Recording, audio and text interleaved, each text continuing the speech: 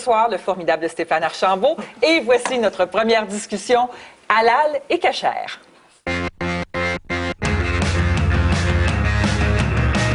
Ça fait 4 ans que la commission Bouchard-Taylor a mis son rapport sur la table et le Québec ne l'a pas encore digéré. Les pratiques religieuses restent un sujet politiquement explosif. Après le voile, le kirpan et les cours de musique à la maternelle, c'est la viande halal qui est l'objet de controverses. Certains hôpitaux et CPE préfèrent servir uniquement de la viande halal ou cachère plutôt que de cuisiner 2 repas distincts. Chez Olimel à Saint-Damas, tous les poulets trépassent au son de la prière musulmane. Les aliments religieusement modifiés sont une belle occasion d'affaires. La viande bénie se trouve sur toutes les tablettes et l'étiquetage est en option. Le torchon ne brûle pas qu'au Québec. En France, la viande halal est au menu de la campagne présidentielle. Plusieurs pays interdisent l'abattage rituel. Suisse, Suède, Norvège, Islande. Au Québec, la viande halal relance le débat identitaire. Est-ce que la religion a sa place dans notre assiette?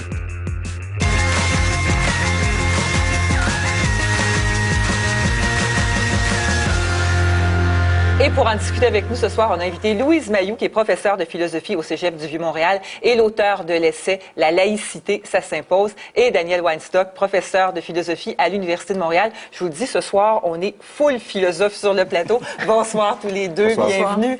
Est-ce que la polémique, Daniel, la polémique autour du poulet halal qu'on a vraiment vécu de manière... vraiment intense, merci Antoine, intense la semaine dernière, est-ce qu'elle est exagérée? Ben, écoutez, je pense qu'elle est exagérée. Je veux faire une analogie.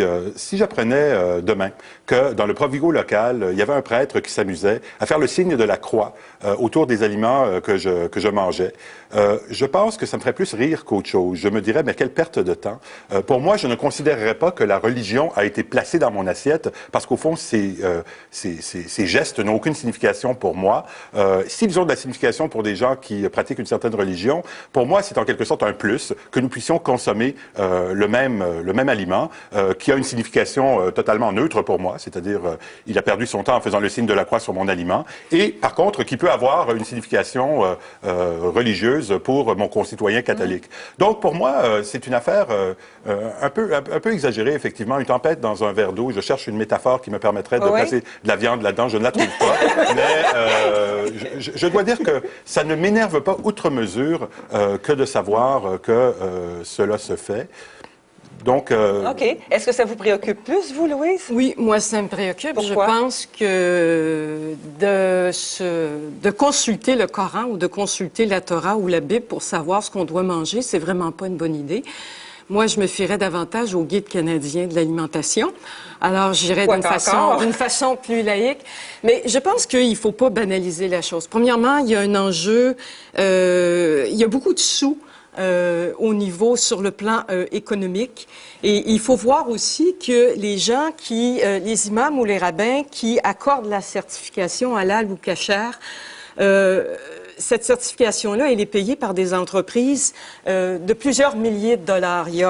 Là, vous parlez d'argent qui va aux différentes églises ou vous parlez aussi du fait qu'il y a une économie d'échelle chez Olimel, par exemple? C'est-à-dire que pour qu'une entreprise puisse obtenir, par exemple, la certification halal, elle peut aller jusqu'à payer 25 et même 30 000 $ uniquement pour avoir la certification. Ça veut dire... L'entreprise paye pour avoir la certification? Oui. Ah, je pensais que c'était l'inverse. Bien, c'est comme ça. Autrement dit, oui, effectivement.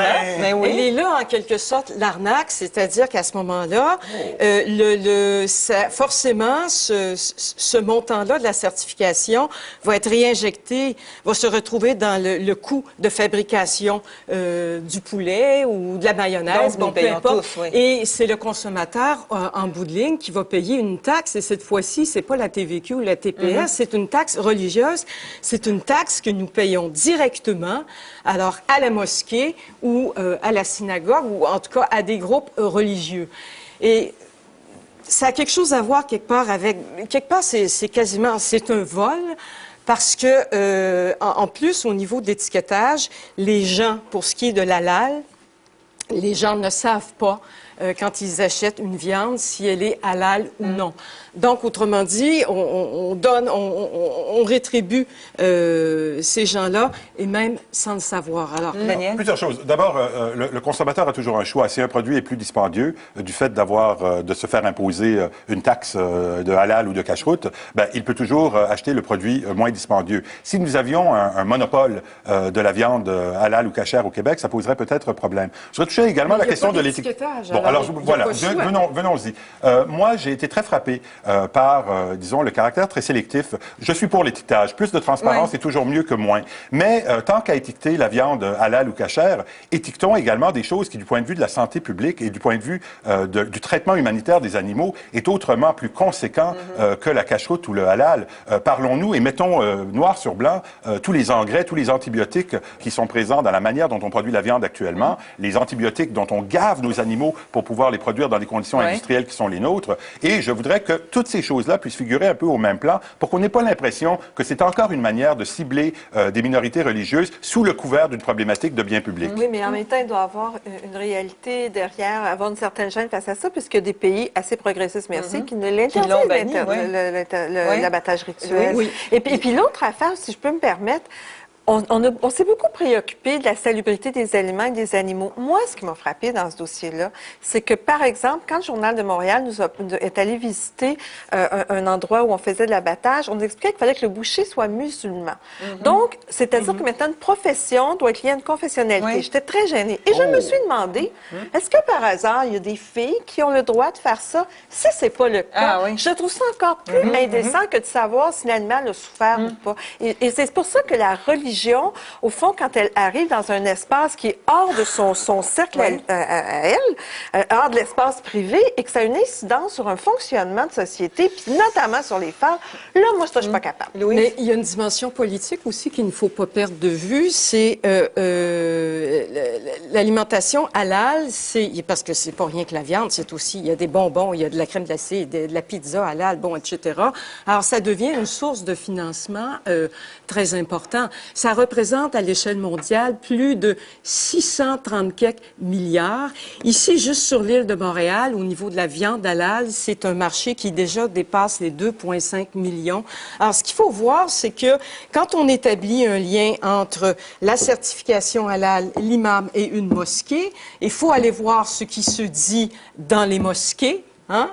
Alors, l'idéologie qui est véhiculée est là. Ça veut dire que, dans un premier temps, c'est une source de financement. C'est donc de l'idéologie, en fait. Oui. Il y a de l'idéologie dans notre assiette, si je fais un raccourci. C'est éminemment politique. Moi, Marie-France, ce qui me frappe, c'est qu'en une semaine, on ne cesse d'apprendre de nouvelles choses. Oui. À l'évidence, ce qui nous manque, c'est un portrait complet et détaillé. Ce que José dit sur le sexe du boucher, je ne m'étais jamais posé la question. Non, moi non plus. Ce que Louise vient de dire sur on paye pour la certification, je n'étais jamais au courant de ça. C'est-à-dire que ça a des impacts de santé publique, ça me semble... À l'évidence, on tombe des nues. Et il me semble qu'il faut documenter. Mais là, il y a eu beaucoup d'accusations de les médias, xénophobie et racisme. Tout de suite. Est-ce qu'on tombe dans le racisme en posant des questions comme ça? Quel est le sexe du boucher ou de la bouchère? Mais il était factuel. On a déjà déjà un portrait. Le ministère de l'Agriculture, si on pose la question, on a un portrait, mais sur l'aspect religieux, il n'y a pas de portrait. Peu de choses ont changé. Si on trouve que les animaux sont maltraités et que la manière qu'on les abat dans la boucherie halal et cachère participent de ce mauvais traitement, soyons conséquents et condamnons et posons des actions pour que toute manière de traitement inhumain des animaux soit condamnée. Je trouve qu'il y a un isolement de cette question. En tout cas, à la lumière de ce qu'on a entendu, le débat est beaucoup plus large que les animaux. Là. Oui. Si on dit qu'il y a des bonbons halal qui financent un système et des valeurs religieuses, là, moi, tout un marché. Il y a longtemps qu'on est plus dans l'arachide cachère. Mais il faudrait quoi, alors? La laïcité dans notre assiette? La fameuse charte de la laïcité, est-ce qu'elle pourrait éventuellement aller jusqu'à réglementer ce qu'on mange? En fait, je ne sais pas comment l'exprimer. Je pense qu'il y aurait quelque chose à faire de ce côté-là. Si on parle... Bon, alors, rapidement, laïcité, c'est-à-dire que les institutions publiques doivent être neutres. Ça veut dire que l'État n'a pas à acheter de viande rituelle, d'abattage rituel, et elle n'a pas à servir de repas qui sont conformes à des normes religieuses. Donc, ça veut dire quoi? Ça veut dire dans les garderies, on fera pas la promotion de l'halal. Dans les prisons? Il y a pas, dans les prisons, la même chose. Dans les hôpitaux, la même chose. Bref, dans les institutions d'État. Je vous parle pas de l'épicerie, je vous parle des institutions d'État. Et ce qu'il faut comprendre aussi, c'est que il y a une progression dans tout ça. Dans le halal, il y a aussi l'exigence d'avoir éventuellement à créer un environnement halal. Quand je vous dis qu'il y a une dimension politique, je donne l'exemple en 2010, sur le campus de Scarborough, à l'Université d'Ontario, les étudiants musulmans ont demandé d'avoir, à la cafétéria, de pouvoir avoir de la viande halal. La cafétéria était toute fière, elle leur a servi de la viande halal. Mais dans une cafétéria d'université, il y a aussi de l'alcool qui est servi. Alors là, on a dit l'environnement est pas tellement halal, c'est pas tellement respectueux.